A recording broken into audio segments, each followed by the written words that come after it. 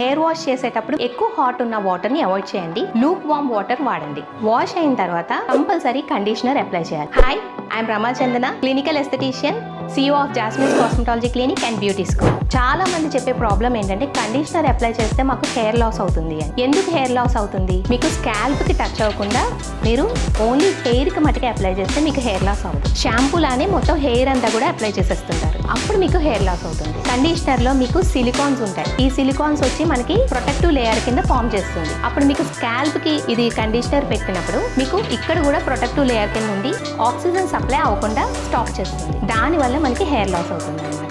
And after conditioner మనం మళ్ళీ మంచిగా వాష్ ఇస్తాము. వాష్ ఇచ్చిన తర్వాత టవల్ డ్రై చేసుకోవాలి. ఈ చిన్న చిన్న టిప్స్ ఫాలో చేస్తే చాలు. ఆల్రెడీ సఫర్ అవుతున్న వాళ్ళు ముందుగా స్ప్లిట్ ఎండ్స్ రిమూవ్ చేయించుకొని హెయిర్ స్పాని కూడా మెయింటైన్ చేయండి. అండ్ ఈ టిప్స్ ని రెగ్యులర్ గా ఫాలో చేస్తే చాలు, మీకు హెల్దీ హెయిర్ ని మీ సొంతం చేసుకోవచ్చు. మీకు ఏదైనా డౌట్ ఉంటే కనుక కమెంట్ సెక్షన్ లో కమెంట్ చేయండి. అండ్ మరిన్ని టిప్స్ కోసం జాస్మిన్స్ పేజ్ ని ఫాలో చేయండి.